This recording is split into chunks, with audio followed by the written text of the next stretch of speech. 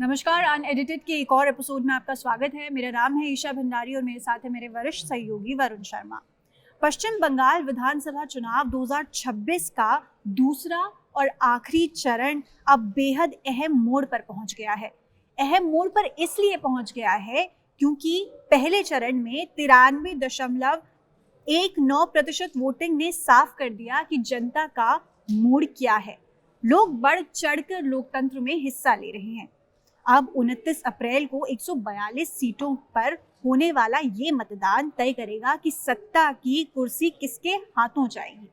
दूसरे चरण में 142 सीटों पर मतदान होना है, जिसमें दक्षिण बंगाल और कोलकाता की सीटें शामिल हैं। तो वरुण, वो कौन सी सीटें हैं जहां पर हम देख रहे हैं? बहुत ज़रूरी है ये जानना, क्योंकि ये सीटें ममता बनर्जी का गढ़ रही हैं। तो ये सीटें कौन कौन सी हैं, आप बताइए हमारे व्यूअर्स के लिए प्लीज़। शुक्रिया ईशा। आपने जो जिक्र किया इस बात का कि बढ़ चढ़कर लोगों ने हिस्सा लिया है। पश्चिम बंगाल के चुनाव का जो पहला चरण था, जो कि 152 क्षेत्रों पे हुआ, जिसने कि उत्तर पश्चिम बंगाल जो रहा, उत्तर बंगाल का, और जो जंगल महल का इलाका था उसको कवर किया वहाँ पे।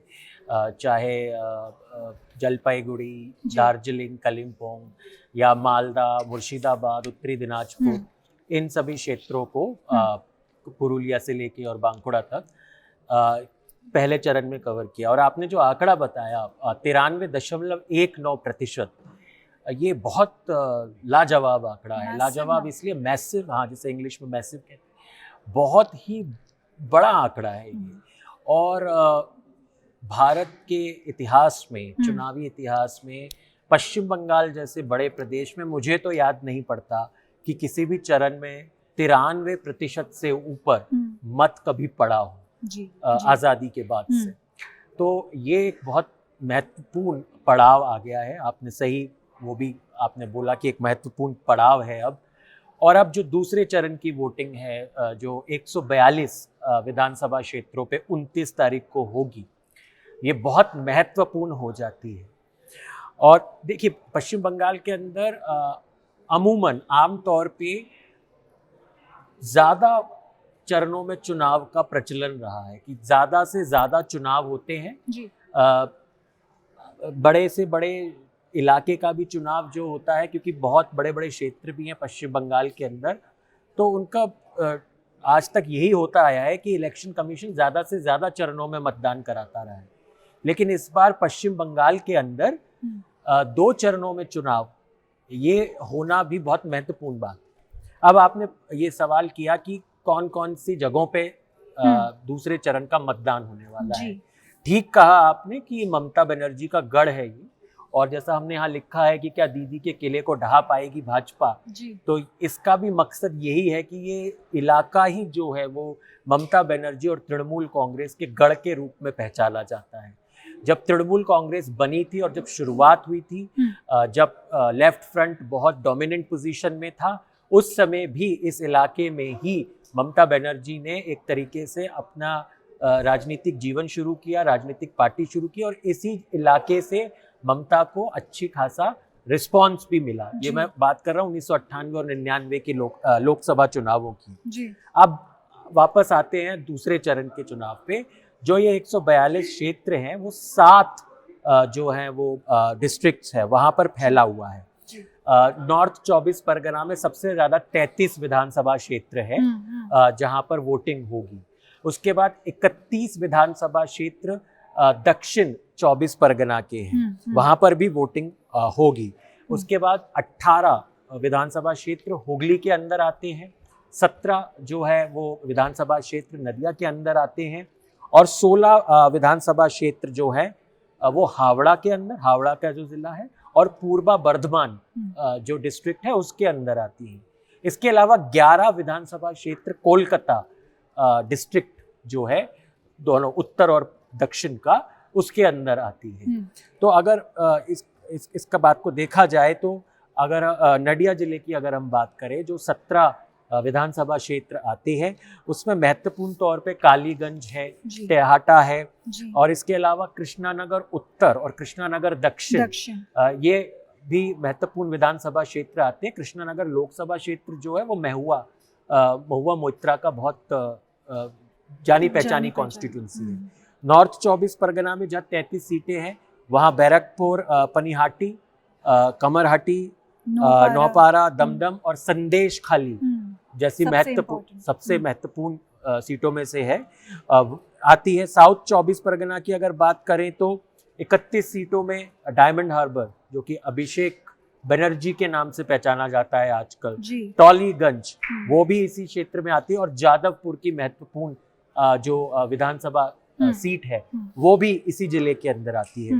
कोलकाता के अंदर तो सबकी नज़र, सबको पता ही है, भवानीपुर, ममता बनर्जी और शुभेंदु अधिकारी के बीच में जो जंग छिड़ी हुई है, वहां पर उस पर सबकी नज़र है। कोलकाता पोर्ट की सीट भी इसी इलाके में पड़ती है, और इसके अलावा रास बिहारी की सीट भी इसी जिले में आती है।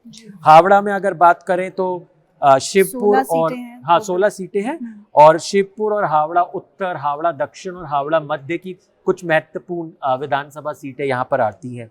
हुगली में श्री रामपुर, आरामबाग, तारकेश्वर और सिंगूर जैसी महत्वपूर्ण सीट भी है। टोटल 18 सीटें यहाँ। टोटल 18 सीटें हैं। पूर्वा बर्धमान में कटवा, बर्धमान उत्तर, बर्धमान दक्षिण और मोंटेश्वर की महत्वपूर्ण सीट आती है। यहाँ पे कुल 16 सीटें हैं। तो इस तरीके से ये 142 विधानसभा क्षेत्र जो है इन 7 जिलों में फैले हुए।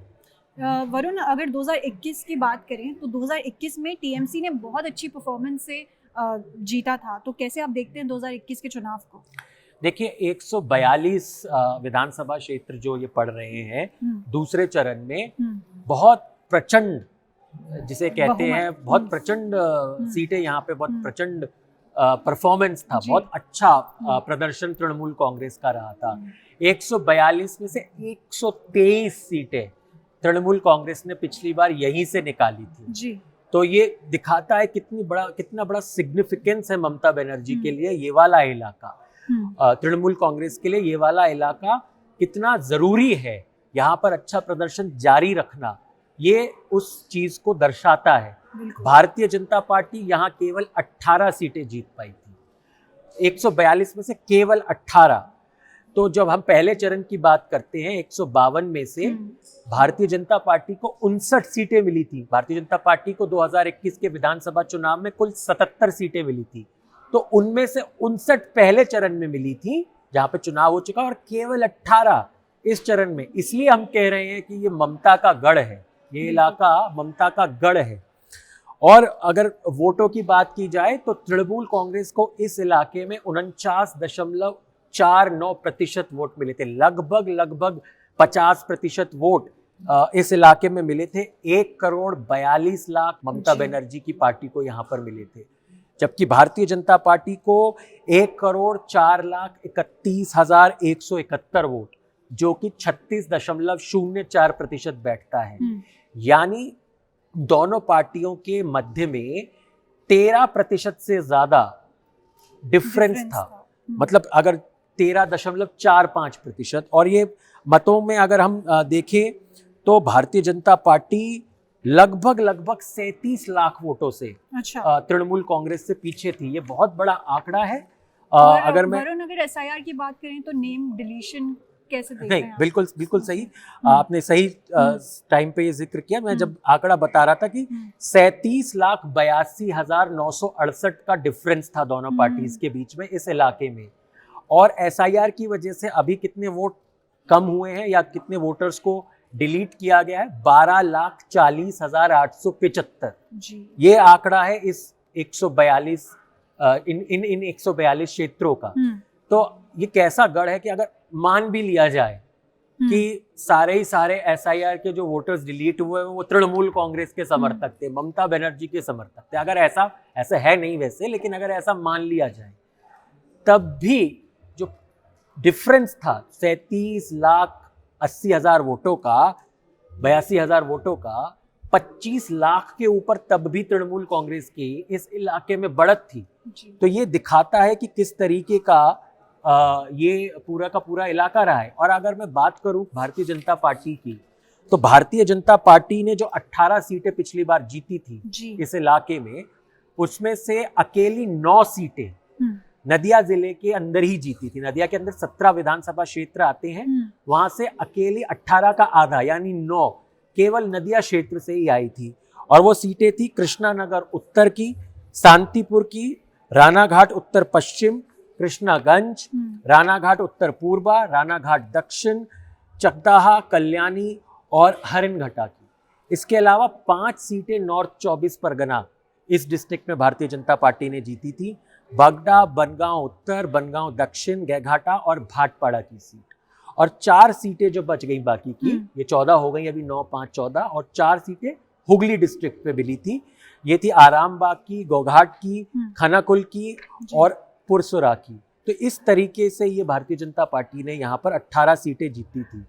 और एक और चीज मैं आपको बता दूं, बड़ी इंटरेस्टिंग चीज ये भी है कि तृणमूल कांग्रेस ने 123 सीटें तो जीती थी यहाँ 142 में से, बट 19 क्षेत्रों पे, यानी बाकी बची जो 19 क्षेत्र थे उनमें तृणमूल कांग्रेस रनर अप थी। यानी 142 में 123 जीती और बाकी 19 जो रह गई थी उसमें रनर अप रही थी तृणमूल कांग्रेस। जबकि भारतीय जनता पार्टी जो केवल 18 सीटें यहाँ से जीत पाई थी, वो 117 सीटों पे रनर अप थी। तो यानी भारतीय जनता पार्टी के लिए मौका है, क्योंकि वो 117 सीटों पे दूसरे नंबर पे रही थी। यानी कि डायरेक्ट लड़ाई भारतीय जनता पार्टी की का सीधा मुकाबला है। यहाँ पे पिछले चुनाव को अगर प्रदर्शन पे देखा जाए तो कांग्रेस और लेफ्ट फ्रंट मुझे तो कहीं पर भी मुकाबले में फिलहाल नहीं दिखते हैं। और अगर इस इलाके को हम और इसके बारे में थोड़ा सा डिटेलिंग में जाना चाहें तो इन 142 क्षेत्रों को 2 और भागों में भी बांटा जा सकता है, एक ग्रेटर कोलकाता में और एक दक्षिण बंगाल में जी। तो दक्षिण बंगाल के अंदर 107 सीटें आती हैं और ग्रेटर कोलकाता में 35 सीटें आती हैं।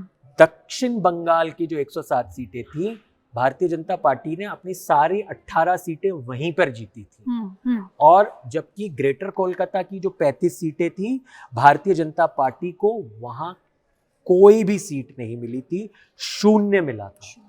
और भारतीय जनता पार्टी को दक्षिण बंगाल में उस समय लगभग 38% वोट मिले थे और तृणमूल कांग्रेस को 48% से ज्यादा वोट मिले थे। यानी दक्षिण बंगाल में 10-10.5% का फर्क था।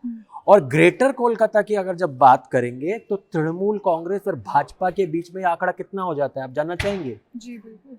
तृणमूल 52 से 53% वोट ग्रेटर कोलकाता में लेकर आई थी और भाजपा जो दक्षिण बंगाल में 38 कुछ प्रतिशत वोट लेके आई थी, गिरकर 31% पे रह गई थी।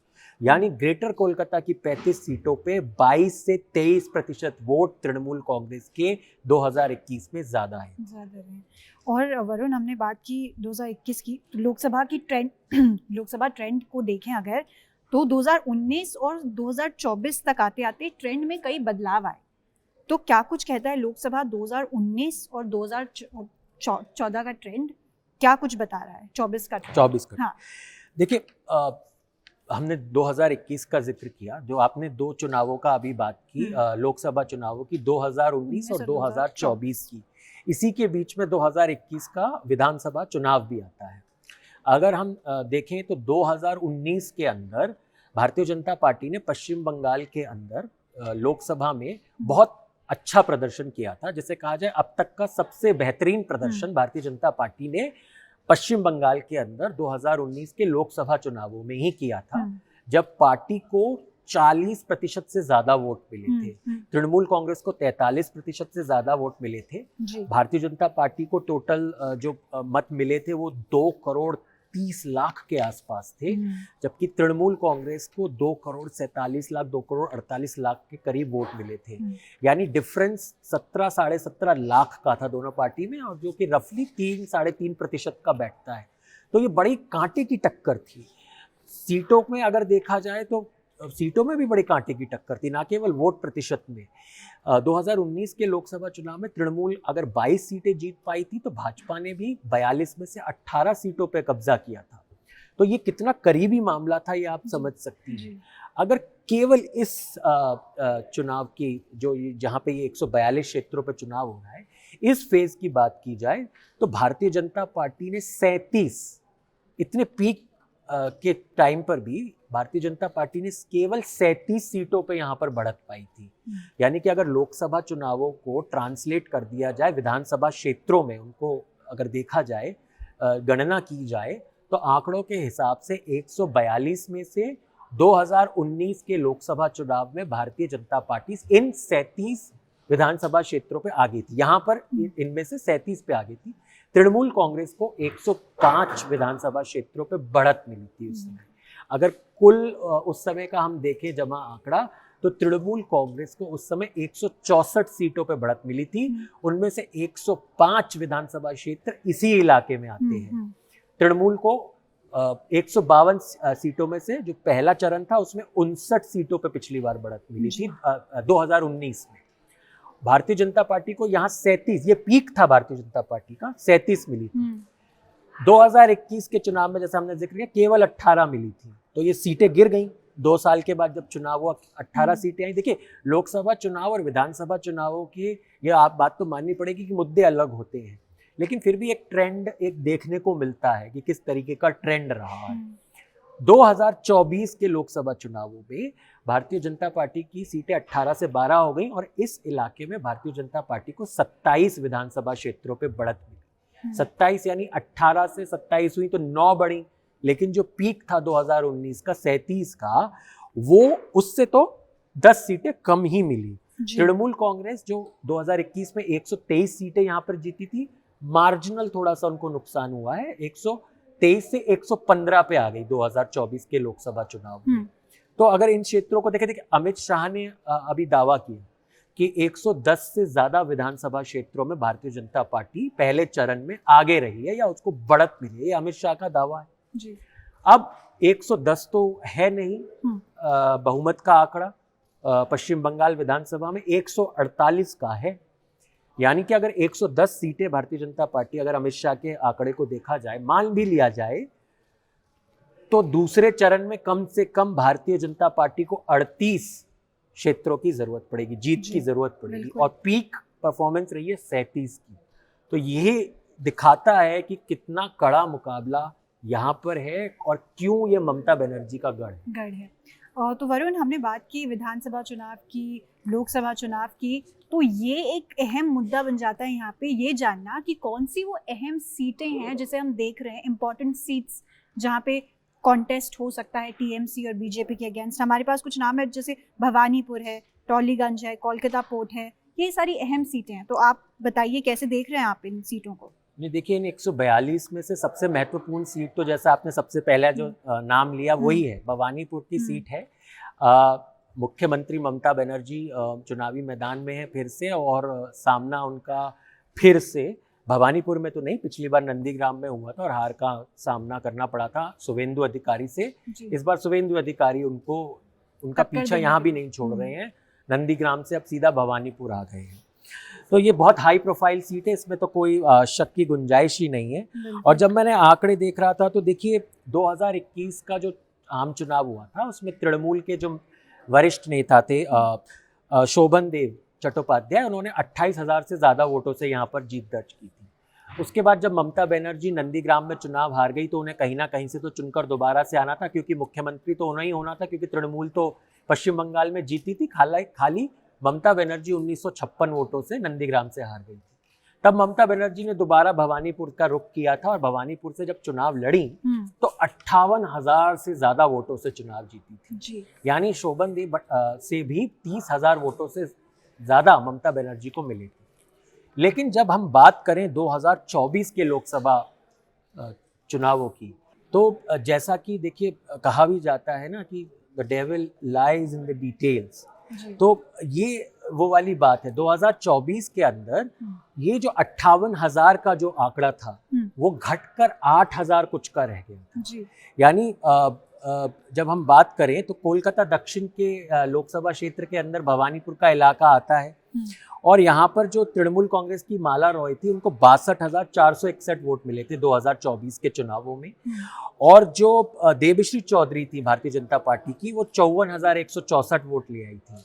यानी कि डिफरेंस सिर्फ 8,297 वोटों का रह गया था, जो ममता बनर्जी ने 58,000 से ज्यादा से अपनी जीत दर्ज की थी जी। ऐसे ही 2019 का लोकसभा चुनाव, चंद्र कुमार बोस जो कि नेताजी सुभाष चंद्र बोस के रिलेटिव हैं, वो उस समय भारतीय जनता पार्टी में थे। अभी हाल फिलहाल में ही उन्होंने तृणमूल कांग्रेस ज्वाइन की है और लगता है शायद कहीं ना कहीं भवानीपुर में शायद कुछ डर रहा होगा कि चंद्र कुमार बोस को शायद फिर से उनको अप्रोच किया गया और फिर वो तृणमूल में शामिल हुए। जब चंद्र कुमार बोस भारतीय जनता पार्टी के लोकसभा सांसद थे तो ये आंकड़ा और भी कम था। भवानीपुर से 3,168 की बढ़त थी माला रॉय को। माला रॉय 2019 में भी वहीं से सांसद बनी थी। तो देखिए बहुत कम है ये मार्जिन। और जो SIR में जो डिलीशन हुए हैं भवानीपुर के अंदर, तो भवानीपुर का मुकाबला देखने वाला होगा इस बार। इसके बाद आपने जिक्र किया टॉलीगंज के अरूप विश्वास, बहुत बड़े कैबिनेट मंत्री हैं, पावर और हाउसिंग मिनिस्टर हैं बंगाल के अंदर। वो भी पपिया दे अधिकारी जो बीजेपी के हैं उनके साथ मुकाबले में हैं। और विश्वास ये सीट 2006 से लगातार जीत रहे हैं। 2006, 2011, 2016, 21 लगातार 4 बार उन्होंने यहाँ से चुनाव जीता है जी। और पिछला चुनाव उन्होंने जो जीता था 2021 में बाबुल सुप्रियो को 50,000 से ज्यादा वोटों से हराया था। यानी ये सीट तृणमूल कांग्रेस की गढ़ है। अगर हम और ये जादवपुर लोकसभा क्षेत्र के अंदर आती है। 2024 और अगर 2019 के लोकसभा चुनावों का यहाँ पर प्रदर्शन को देखें तो बीजेपी के जो अनिर्बान गांगुली ने 2024 में यहाँ 56,781 वोट प्राप्त किए थे और सायोनी घोष तृणमूल की जो थी उन्हें 77,000 से ज्यादा वोट मिले थे।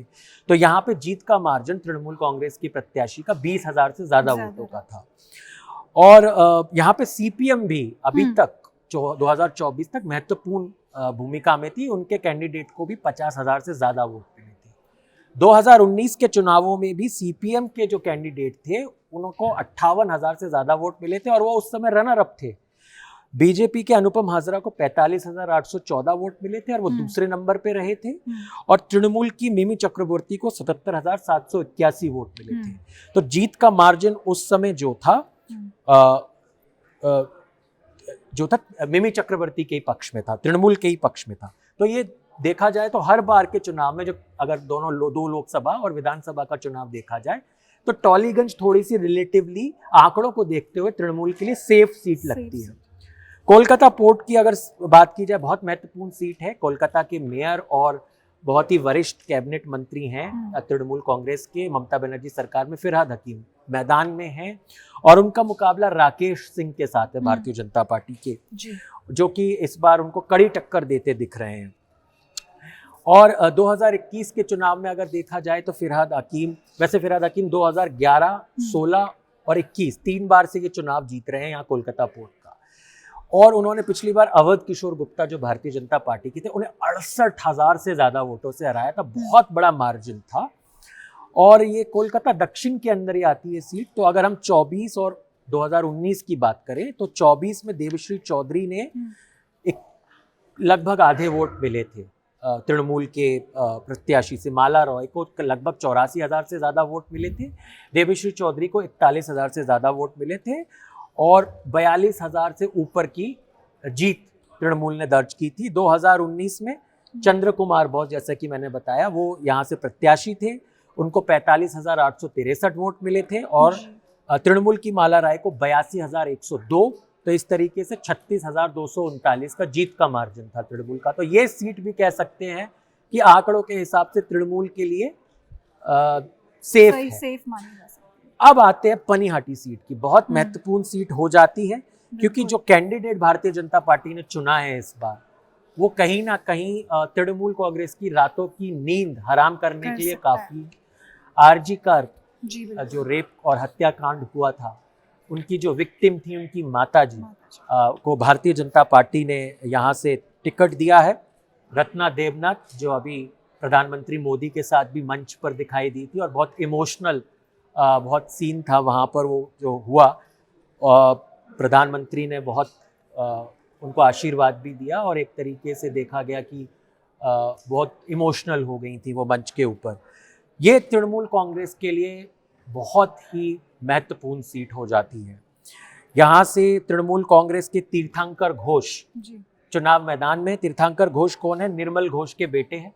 निर्मल घोष बहुत ही सीनियर नेता रहे हैं तृणमूल कांग्रेस के और लगातार जिसे कहते हैं जीतते आए हैं। लगभग 5 चुनाव उन्होंने यहाँ से जीते हैं।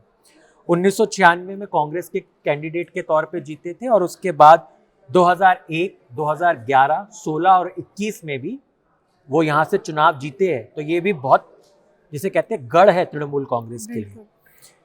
दमदम लोकसभा सीट के अंदर आती है। 2021 में सन्मय बनर्जी जो भारतीय जनता पार्टी के थे उनको यहाँ पे 25,000 वोटों से ज्यादा से निर्मल घोष ने हराया था। और 2024 और 2019 का जो अब लोकसभा चुनाव हुआ था वहां पे मार्जिन काफी कम रहेगा। 19 में केवल 9,731 वोटों की बढ़त थी तृणमूल कांग्रेस को। यहाँ पर समीक भट्टाचार्य जो अभी भारतीय जनता पार्टी के प्रदेश अध्यक्ष हैं उन्होंने यहाँ से चुनाव लड़ा था, मतलब कि दमदम लोकसभा क्षेत्र से।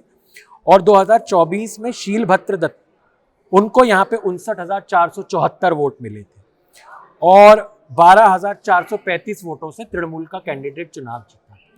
तो ये अगर देखा जाए तो ये मार्जिन यहाँ पे कम है, लेकिन विधानसभा चुनावों के दौरान मार्जिन बहुत ज्यादा हो जाता है। ऐसी और अगर सीटों की बात की तो राश बिहारी की एक बहुत महत्वपूर्ण सीट है। स्वप्न दास गुप्ता जो राज्यसभा के सदस्य भी रहे थे वो भारतीय जनता पार्टी के उम्मीदवार हैं और तृणमूल कांग्रेस के प्रत्याशी देवाशीष कुमार जो कि सिटिंग एमएलए हैं उनको चुनौती दे रहे हैं।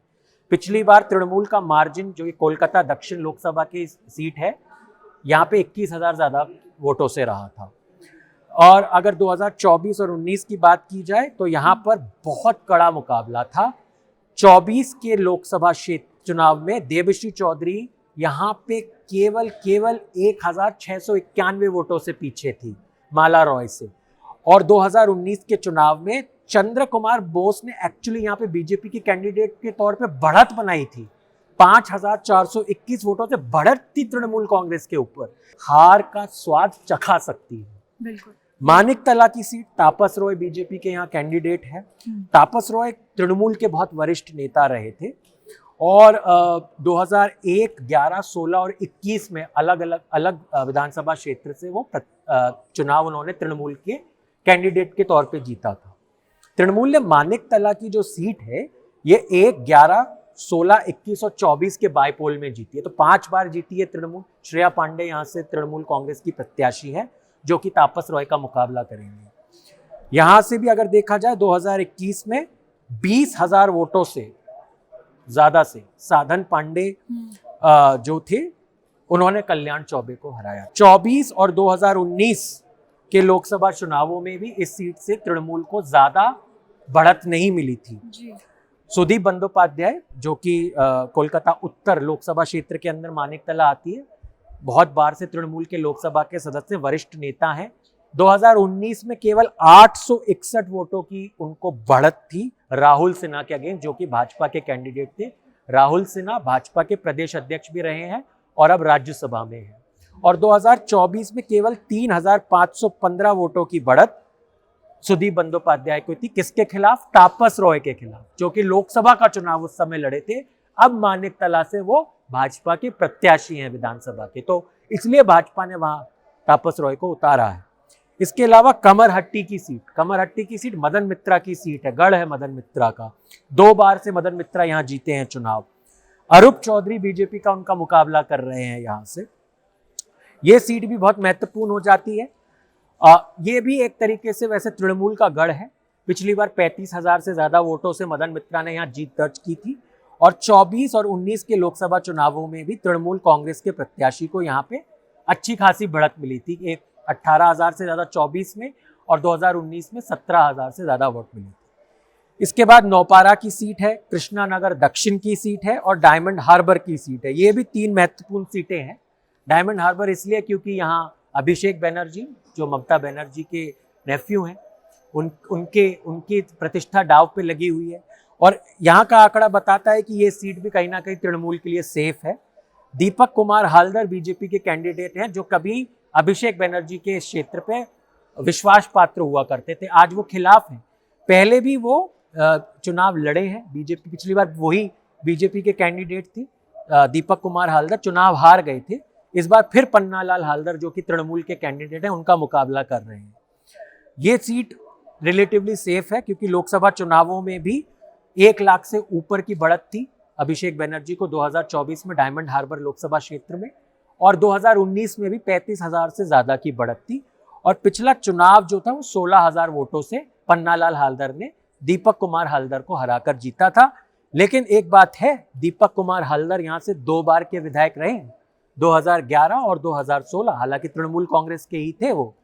तो ये भी एक महत्वपूर्ण सीट है। कृष्णानगर दक्षिण का जिक्र हमने महुआ मोइत्रा के लिए किया। अगर यहाँ पर अगर देखा जाए तो ये सीट एक और सीट है कृष्णानगर दक्षिण की, जहां से भारतीय जनता पार्टी तृणमूल कांग्रेस को हरा सकती है। और ऐसा मैं इसलिए कह रहा हूं क्योंकि 2019 के लोकसभा चुनाव में भारतीय जनता पार्टी के प्रत्याशी जो कल्याण चौबे थे, उन्होंने मोइत्रा पे 6,724 वोट की बढ़त बनाई थी। बहुत महत्वपूर्ण बढ़त ये मानी जाएगी। और इसके अलावा 2024 में भी कृष्णानगर दक्षिण से 9,568 वोटों से भारतीय जनता पार्टी के प्रत्याशी अमृता रॉय महुआ मोइत्रा से आगे थी। तो इस बार उज्जवल विश्वास फिर से यहाँ से मुकाबले में है, वरिष्ठ नेता हैं, कैबिनेट मंत्री हैं और 2011 से लगातार चुनाव जीत रहे हैं। जैसा मैंने कहा, लोकसभा और विधानसभा क्षेत्रों में जो चुनाव होते हैं उनका डिफरेंस आ ही जाता है, कहीं ना कहीं उनमें एक रूपता देखने को, समानता देखने को नहीं मिलती है। तो 2021 के विधानसभा चुनाव में 9,000 वोटों की बढ़त तृणमूल कांग्रेस को यहाँ मिली थी। विश्वास ने महादेव सरकार को बीजेपी के हराया था, जो कृष्णानगर लोकसभा क्षेत्र के अंदर आता है।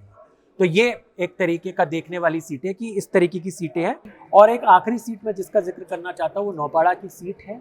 अर्जुन सिंह, जो किसी जमाने में तृणमूल कांग्रेस के बहुत बाहुबली नेता माने जाते थे, भारतीय जनता पार्टी के सांसद रहे बैरकपुर से। ये नौपाड़ा की सीट बैरकपुर लोकसभा क्षेत्र के अंदर ही आती है, जो विधानसभा क्षेत्र है नौपाड़ा का। अर्जुन सिंह यहाँ से अब विधानसभा का चुनाव लड़ रहे हैं। इस बार 2024 में बैरकपुर की लोकसभा क्षेत्र से वो चुनाव हार गए थे। इस नौपाड़ा सीट से भी अगर देखा जाए तो भारतीय जनता पार्टी, जिसे कहते हैं, अच्छा प्रदर्शन करती आई है। 2019 के लोकसभा चुनाव में दिनेश त्रिवेदी जो तृणमूल कांग्रेस के थे, वो अर्जुन सिंह से केवल 526 वोटों से आगे थे। हालांकि ये सीट उस समय अर्जुन सिंह ने जीती थी क्योंकि उन्हें बाकी विधानसभा क्षेत्रों में अच्छी बढ़त मिली थी। 2024 में हालांकि भौमिक, जो पार्था भौमिक थे तृणमूल कांग्रेस के, उनकी बढ़त यहाँ 11,859 की थी। और 2021 के विधानसभा चुनाव में जो बीच में पड़ा, 26,000 से ज्यादा वोटों से मंजू बासु, उन्होंने यहाँ पे सुनील सिंह, भारतीय जनता पार्टी के थे, उन्हें चुनाव में हराया था। अर्जुन सिंह का मुकाबला इस समय यहाँ पे तृणाकुर भट्टाचार्य से है। ये जानना बहुत महत्वपूर्ण है कि ये तृणमूल कांग्रेस ये सीट 4 बार जीत चुकी है। 2001, 2011, 2018 का बाईपोल जो हुआ था और 2021। तो इस तरीके से अगर देखा जाए तो ये कुछ सीटें हैं जिन पर की नजर रहने वाली है, जहां से बड़े बड़े नेता, बड़े बड़े प्रत्याशी चुनाव मैदान में हैं। और ये सीटें कहीं ना कहीं डिसाइड करेंगे कि सेकंड फेज जो होने वाला है 142 क्षेत्रों में, उसका क्या नतीजा रहेगा। जी बिल्कुल, अब ज़रूर ये देखने वाली बात होगी कि ये की स्टेट्स कैसे परफॉर्म करते हैं। और यहाँ पर जो हमारा ये क्वेश्चन है, क्या दीदी के किले को ढहा पाएगी भाजपा, इसका जवाब हमें मई 4 के बाद मिलेगा। और देखते हैं, फिर चर्चा करते हैं। धन्यवाद।